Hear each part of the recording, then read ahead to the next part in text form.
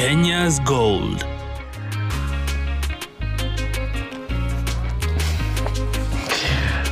Habari za wakati huu, karibu sana katika kipindi cha Kenya's Gold, kipindi ambacho ni kidedea taifa la Kenya kuhusiana na masuala ya kilimo.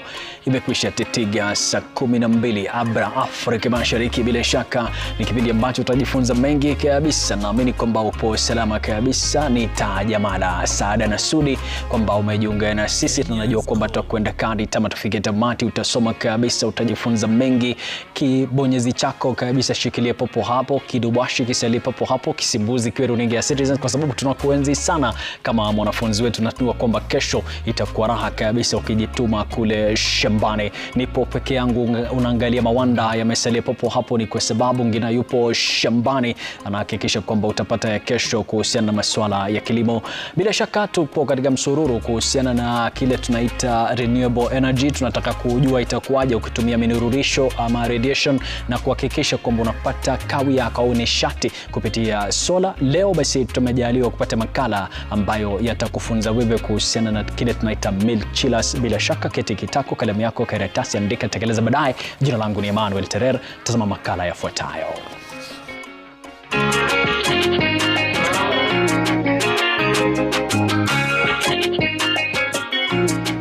Habari za wakati huu, nipo safarini. Hapa ukiangalia imeandikwa Katheri Dairy Farmers Cooperative Society. Nimekuja hapa kujifunza kuhusiana na jokofu inayohifadhi maziwa, tunaita milk chillers, ambayo inatumia sola.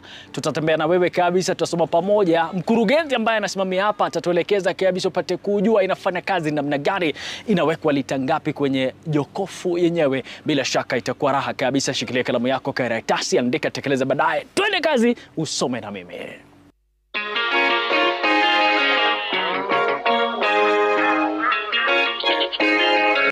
Leo mzuri kabisa. Na kushukuru sana umetupokea, lakini naomba sana ujitambulishe. Utuambie jina lako, utuambie hapa ni wapi na unafanya kazi gani hapa. My name is Paul Keremi Mutiri, the manager Katheri Dairy Farmers Cooperative Society Limited. Here we purely deal with milk.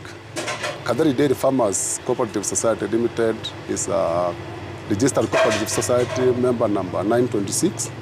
It's a marketing cooperative society and it was registered back on 28th November 1962. We have been purely doing marketing of farmers' milk.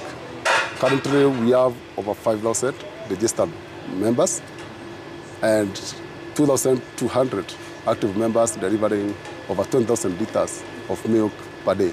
The society leadership comes from the 7 catchment areas around our 3 locations, that is Katheri East, Katheri West, and Katheri Central. We have 7 board members and 3 supervisory committee members that are all elected by the farmers to represent them here at the cooperative society. Our main activity is purely milk collection, aggregation, and chilling. Then it's picked from here by Meru Dairy Cooperative Union, which is the processor that processes the milk and sells to the consumers. Wakati asubuhi inapofika, ni mnaanza safari yenu namna gani? We start very early at 5 in the morning with our weighing personnel that goes around our catchment area with motorbikes, weighing scales, and the printers. They weigh the milk from the respective collection points. Then now our trucks then go around picking the milk, deliver at the reception where it's again tested, weighed, then now pumped to our chilling tanks where it's chilled before it's picked by the tankers. Okay. Naomba kurudisha nyuma, umetaja wakati maziwa yanafika hapa inapimwa. Mnatumia kifaa kipi na hiyo process inafanya namna gani na mbona tunafanya hiyo test? Yeah, we start milk testing all the way from the ground up to the reception, whereby now we test again. The most critical things that we test the alcohol. That is testing for the pH, and then we test the milk density so that we can meet the required parameters for the quality. Then after that, that's when now it's weighed, then pumped to the chillers for cooling. Okay. Wakati unazungumza ukataja kuna standard ambazo mna require, lakini kabla ya hapo kuna kifaa ambacho naona wakitumia. Nieleze kidogo kuhusiana na kifaa hicho. Yeah, we use the lactometers, that is for the density. Then we use the alcohol, that is for pH. And we also have the analyzer that analyzes all the parameters of the milk so that we can know the quality and the quality of the milk. Yeah. Yule mtu ambaye anafanya hiyo kazi kuna utaalamu wa aina gani? Yeah, the people who does that, they are qualified personnel from dairy technology. We have personnel from Meru Dairy and we have ours here that are purely qualified to do that job. Najua wakati unatembea nao mabingwa umejua ni nini wanaangalia na wanajuaje kwamba hii iko na shida, hayo maziwa ambayo nimeyapata yana shida, na wataweka wapi yakipatikana shida?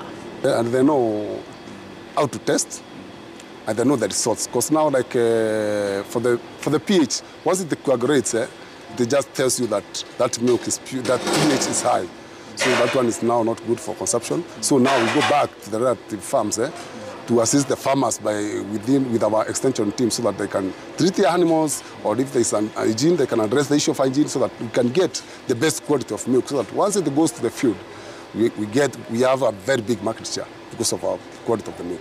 Okay. Yale mafunzo ambayo mnawapatia wakulima, kwa sababu unajua mnatarajia kupata maziwa mazuri, ni mafunzo ya aina gani? Basically we train our farmers more on hygiene. Hygiene is paramount, because if the hygiene is not sidelined, actually what the aftermath that you not get that best quality of milk that you needed. Then we train them on fodder, forage, and preservation.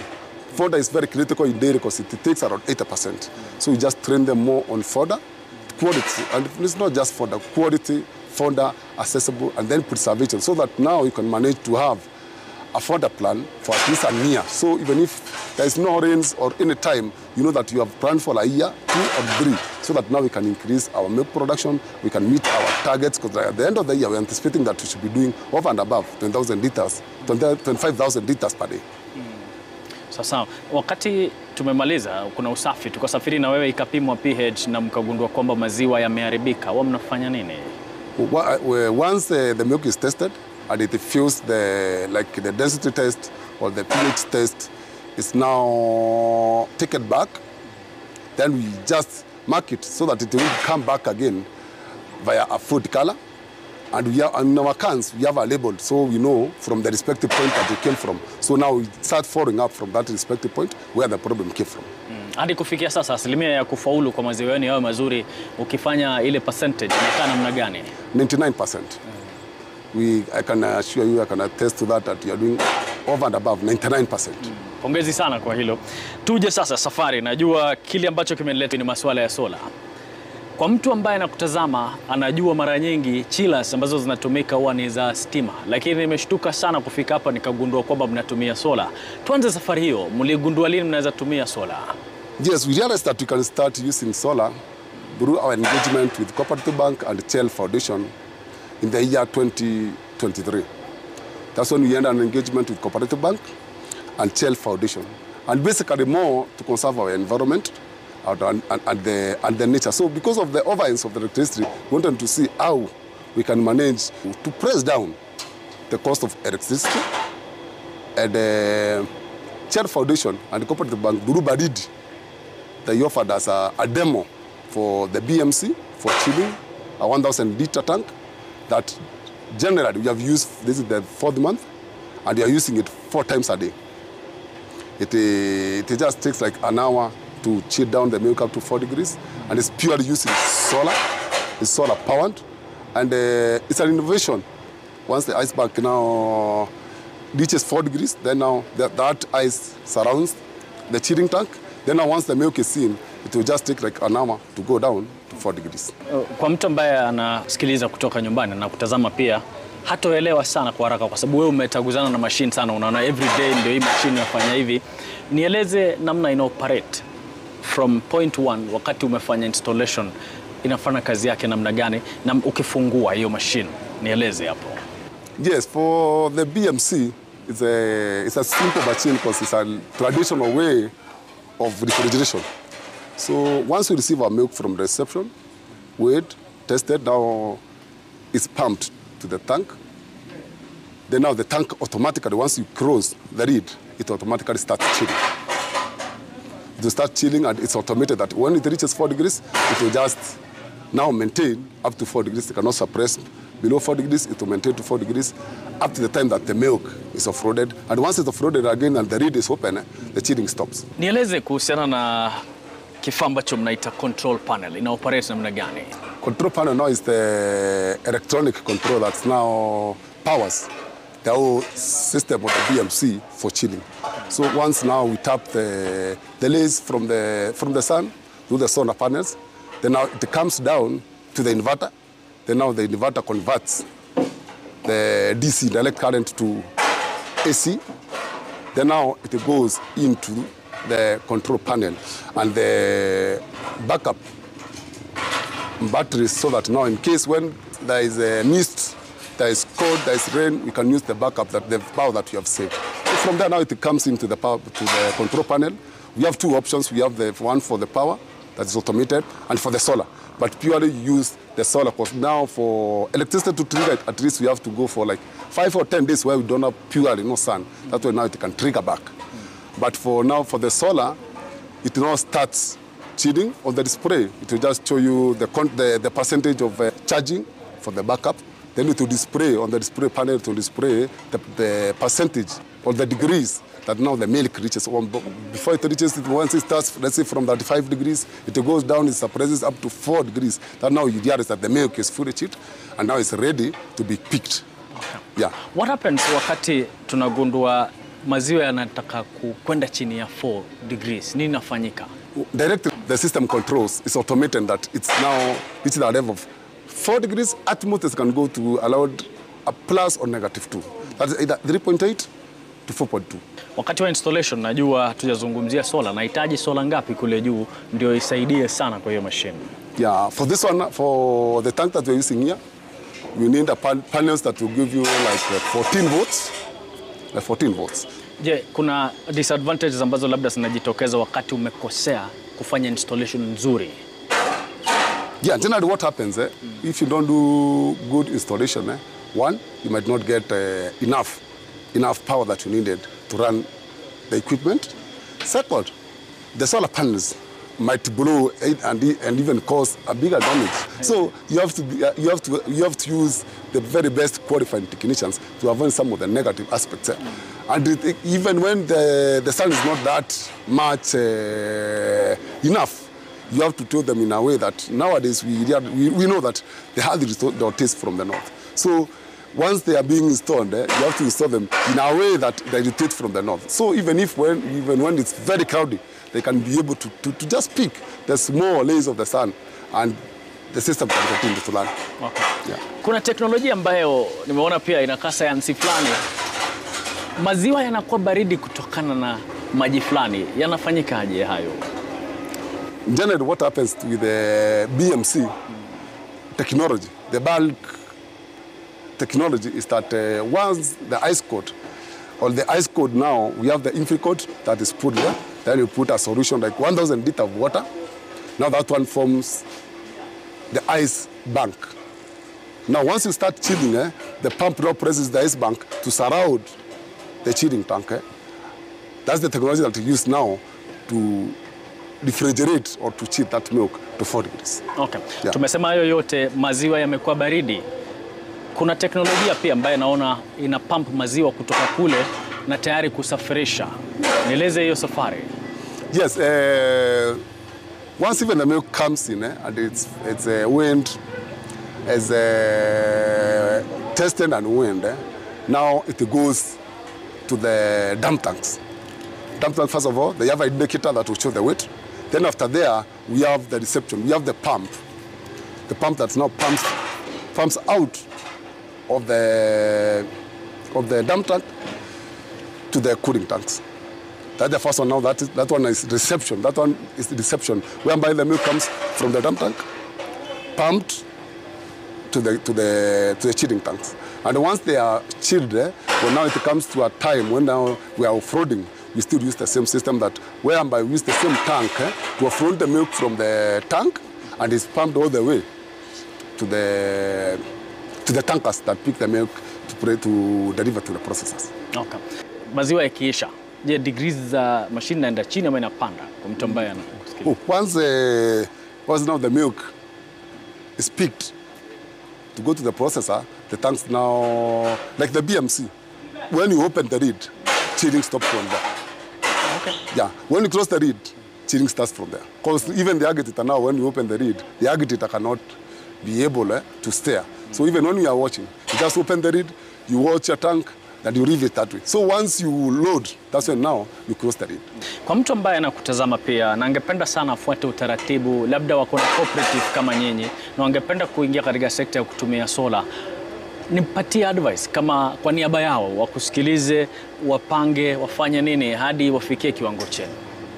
Yeah, my advice to everybody who is in the dairy industry or value chain, cooperatives or private entities, I can advise them. Actually, my next step now is installing an instant chiller through Badidi, whereby the milk now, once it comes at 7 degrees, it goes through the instant, after it goes all the process testing wing, it comes to the instant chiller, then it goes to the bulk now, chilling tanks, at 10 degrees. Already suppressed from about 7 to 10 degrees. So you save the electricity around 70% of overheads that you could have paid for electricity. So for me, is to advise them, this is a big investment and saving for your cooperative. Whereby if you're paying, let's say, for the cars used to pay 200,000 shillings, you can go back even to 50,000 shillings. You can be having a saving of over and above 150,000 shillings. So this is the way to go.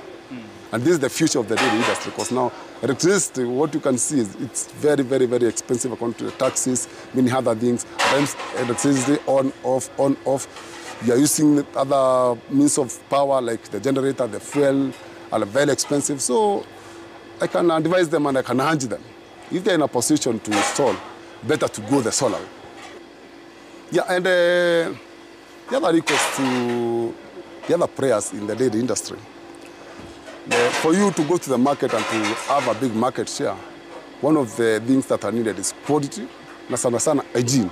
Milk is food, hygiene. From the farm, you just do the on-farm training. You train the farmers, whereby you can be able to track back 3 steps from now when the milk comes here from the reception. That is from the rodders to the collection points, then back to that farmer at his place, so that you can be able to trace it and advise them more on hygiene, so that at least now we have a quality product, so that even them can give them a better price. Okay. Wakati tunaangalia ile tanka ambayo inabeba maziwa, iko na chambers.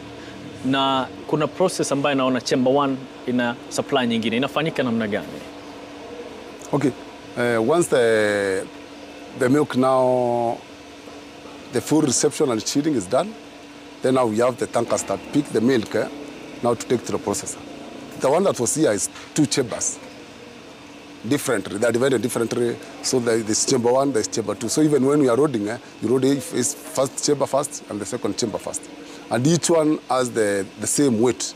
So once it's fully loaded, so the technicians now here have to take the weights for each individual chamber, so that now you can ascertain or you can be able to reconcile from the reception what we received, and now from the output what you have given. If they line, or we have gone for a shortage, or at least we got again. So that's one of the reasons as to, and so that even the personnel here, the documents that he picks from here, you have the conversion of the calibration into liters, so that now once it goes to the processor, to the union, the same reading can correlate with the same reading that was here, and the receipts, the journal of the delivery that he has, the same readings can be the same. So once it's mentioned through the dipstick is calculated. So you just take the calculations after the milk stabilizes, you check Kindred, now you take the RAS calibration, then now you convert the calibration,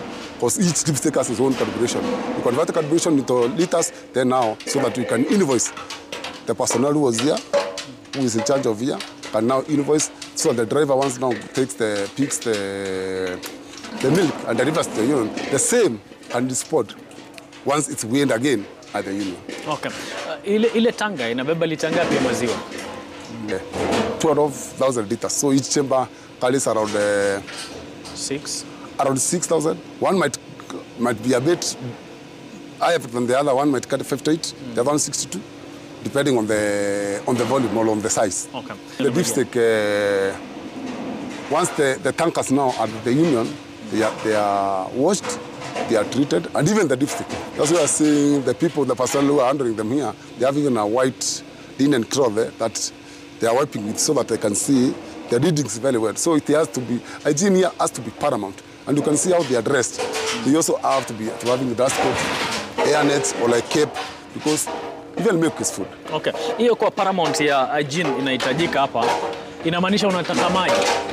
Supply ya maji yako inafanywaje, na je, solar inakusaidia kwa supply ya maji tena? Yeah, water is very critical. Yeah, because I don't think if you can manage 10 minutes or 30 minutes without water. So ours, the water that we use here, we have a source of water, we have rivers around, so we have 4 sources of water. In gravity, we have one from River Padita, we have the one from the river here behind. So you have 4 of them, then now we have storages, like the tanks that you can see around. So that water now, one is for cleaning the tanks, the milk tanks, the whole system from reception to chilling. Okay. So, but for the coolers, we use hot water, and we saw the ovens of electricity might be a bit high. So we have a 100,000 liter solar heating solution that we use for the cleaning of the tanks for hot water. So the hot water, we purely use the solar for heating and for cleaning. And even for the parlor, for the cleaning parlor, we are installing a 300 liter solution so that they can be able to be washing the cans with warm water, so at times to avoid even them getting cold, fever or something of the sort. Okay. Inafurahisha sana kwa kila kona unakutana na solar, lakini kuna swala ambalo umetaja kuhusiana na records. Umuhimu wa kuwa na rekodi wakati unaangalia maziwa yako hapa kwenye chila huwa ni gani? Yeah, umuhimu, the records are very critical, and it's not even from this point from the gate farm.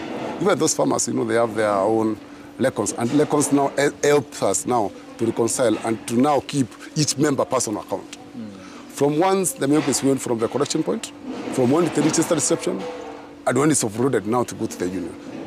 So it's very critical so that you can have a clear and a correct record for the conciliation purposes, and at least to checks and balances to see if you're getting any losses, if you're getting any gains, that's why. And even in our correction, we have automated so that now we can get real-time information. So once the milk is beyond from the collection point, the trick goes down here. It goes to the ground, then it comes down to the local host here.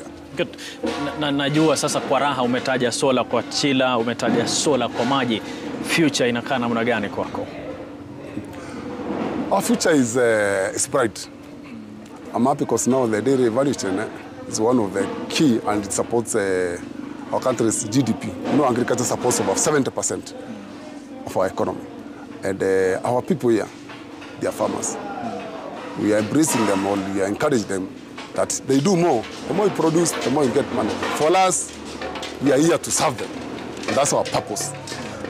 And for the union, we are very happy because they are giving us all the best. And I think it's the biggest producer or processor in the country, currently as we speak. So as we don't have any limitation, because even if you produce 100,000 liters today, we won't have a quota that someone is telling you that today, Paul, don't bring milk, tomorrow, Paul, don't bring milk. So we encourage our farmers to do more, to increase their volumes, so that at least we can manage to meet our strategic plan by the year 2026 to meet our 30,000 liters per day. Now, to cut the cost of or the variance of electricity, after now demonstrating the BMC with the Cooperative Bank at Shell Foundation, now we are going forward. We are installing a 5,000 instant chiller to assist us now raise the temperatures of milk from 37 to 10 degrees. Then now it goes directly to the other coolers now, which will just maintain from 10 to 4 degrees. We just maintain, and we cut our ovens to around 70%. And at least now it can assist us do some other development or go even to value addition. Okay. una deal namna gani na ile tunaita post harvest losses? Yeah, post harvest losses before we started now doing our chilling, or we embraced the cooling tanks, we used to have a lot of post harvest losses because we used to collect our milk at 4 in the evening, aggregate, then our lorries now would refer it to the union down at Mertown. So used to be a very vigorous exercise. You have to try your level best so that at least you can reach a bit earlier, because once the one who comes earlier, first come faster. So at times you can sell your milk at around 12, 1, 2, and you realize that you come back with very huge rejects that purely affect the farmers. But once we started our chilling, the post-harvest have gone down to over 99%. Because now we have the storage. So once we receive our milk, we store, then it's picked later. It can be even picked 2 days or a day later. And still the milk we have managed to maintain its quality. There are no post-harvest losses. So the way to go is more about chilling. And even if you can manage and have small tanks, you can even have them in the field, whereby now even the farmers, when they bring the milk, it can start to be chilled there via the solar system. Good. Naomba unionyeshe sasa tuone hii mashine yako inafanya kazi namna gani.